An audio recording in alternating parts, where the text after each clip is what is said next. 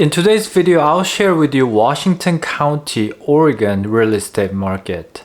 Welcome back to my channel. This is Shawn Yu, Shawn the Realtor guy from Portland, Oregon. The first one quick thing I wanted to share is that great news for my seller in Hillsboro. We listed a $750,000 2019 built home, great home, and we ended up getting multiple offers. So it's right now under contract. They're going through the inspection, and I think the power of just pricing well, prepping the listing well, and presenting well, not overpricing, I think is the key. This listing was listed by another agent last year, and she told me that she only got maybe 4 showings at the time. But we made some adjustment and here we are. So that's a great news. So it's right now, that is actually in Hillsboro, Reed's Crossing. So it is in Washington County as well. But yeah, market is kind of interesting right now. To give you an overview of the market, some homes still get multiple offers. Some great deal homes don't get any activity. So that's what's happening. That's like some summary of the Portland, Oregon market. Right now, there are 630 active listings in Washington County. The average list price per square foot is $321. And in the last 2 weeks, 176 homes went pending at $297 per square foot. And median days on the market is about month, maybe month and a half-ish. 99 homes sold in the last 2 weeks at $303 per square foot. So the market is still softening. The way I can tell is when the pending price per square foot is lower than the sold, which means that the more recent offer accepted homes pricing is lower. Now, this is average price, so it's not as accurate as like median price, but it is what it is. And it's 95.35% compared to original list price. And so there's about 5% coming down from the original listing price. Once that listing price adjusted, it's about 99.28%. Means once the home seller decides, test the market, test the water for maybe a month, and then nothing happens, and then when they do a 1 or 2 price reduction from that price, it's only about 1% difference compared to that listing price versus sold price. And so I think that sort of shows that, now the question you might wonder, is it better to just price it right on and then, or is it better to test the market? I think the answer will be, it depends. If you have a lot of competing homes in the current market, let's say if a buyer, just put your buyer cap on, let's say if you're the buyer of your own home, how many other competing listings are in the neighborhood? How many choices are available?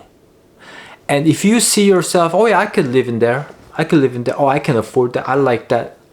If you see like 5 or more of those, then in my opinion, it's better to price right on because you don't have a lot of room to fiddle with.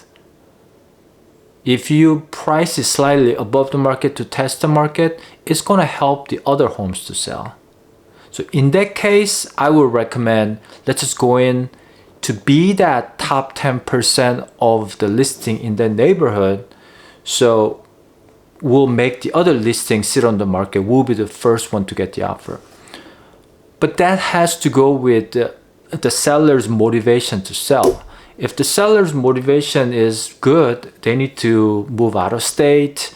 Yeah, Shawn, I need to sell this in the next maybe a month or 2.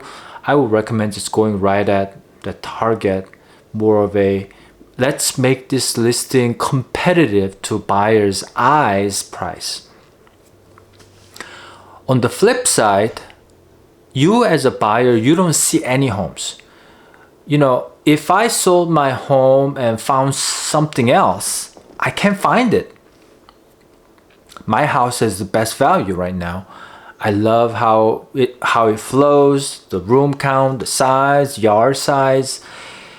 I can find that home with, 0.15 acres. I don't want to move into 0.06 acre no backyard house and pay that price. In that case, I may be tempted to advise you to price a little bit higher to test the market. Because the buyers who are looking into your neighborhood, your market, they're going to feel the same. Do you know what I'm saying? So in that case, it might be actually a good idea to test the market in the current situation, maybe about 4 weeks or so, and see how it is. And if the buyer is motivated, they really like your house, but there's no other competing listings, what are they going to do? They're going to buy yours. If that number of buyers multiplies to maybe 3, 4, 5 different buyers feel the same, you're going to get multiple offers. In my opinion, the house that I mentioned in the earlier part of this video was the latter case. There was nothing to compare with. The house was very good, We got multiple offers. And in that case, pricing was correct in my opinion because of the demand. So if we had a lot of competing listings, I would probably, lower the price. I don't know. You know what I'm saying? So that's where the difference is. That's how you need to price. That's why it's so important to talk to your local realtor. If you have questions in Portland, Oregon, let me know. And let's look at the other thing. Pending listing is a 176 and sold is 99. So it's almost double. And not quite double, but almost double, right? Which means that we're heading into that spring market. Traditionally speaking, spring market is better in a sense because you have less competition. But realistically speaking, summertime, the price per square foot actually gets a little bit higher. You'll have more competition, but it's kind of like, it's really hard to make a huge difference. The big difference this year would be that if the new Fed chair gets confirmed by the Senate, I think his name is Warsh, Kevin Warsh, and as many predict, he actually cuts the Fed funds rate big, then more likely price will shoot up again. Meaning, as a seller, you can actually make more money if that happens, I think. So, is it still good to list now instead of waiting until summer? I'm just asking this question. I'm making this video. I'm not prepared for this. I would say it depends on your situation. That if you have to sell, that's like 100%. I don't know if I would gamble. I may ask you to just recommend you to list this spring market. If you don't have plan B, that is a decent plan B if it doesn't sell by this year. If you have a good plan B, if you say, well, I want to move, but my main goal is to make the best equity, the most equity out of this house because I need that money. Without it, I can't move to the next house. Then I may say, let's wait. Let's wait until this summer and see if the Fed funds rate gets cut and then the bond market change and the mortgage rate drops. Then you're going to actually get higher price offers. This is basic economy because the buyers are going to be able to afford more with the same monthly payment when the mortgage rate goes down. And so that would be my. But if you say, hey, I need to move, I gotta move on, then I would think that the earlier is better, because there's a slight chance of gambling, slight chance of danger zone where if you wait too long, let's say like August or September, you're going to miss out on majority of the home buyer bus. There's a bus is coming. More buses are gonna come now, starting now until about July. So I just don't want you to miss that mark.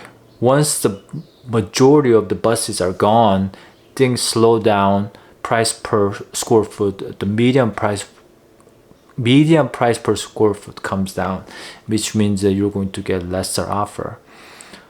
I mean, again, unless the mortgage rate drops by another percent, then it's going to be a whole other ball game. If that happens, finally the pressure cooker will release, which means buyers will just flood the market, which means you're going to get more higher offer. So that's what's happening. In Washington County, about 0.67%. So about 0.7% of all the homes are in the market right now, sold, pending, and active. That's about 908 homes. Let's see, where's my notes? In Washington County, this number doesn't change as much. 134,793 homes. That's whole Washington County single family home count. So about 135,000 homes. You're only talking about less than 1,000 homes that are on the market right now. So that percentage is pretty low. I was just looking at the zip code 97229 Bethany and Forest Heights. We're close to about 1%. So overall, Washington County has less transaction numbers. So that's what's happening here on the west side of the Portland Metro. If you have any questions about your home value, your marketing strategy, moving strategy, downsizing, upsizing, investing, all of those things, give me a call, 503-515-4499.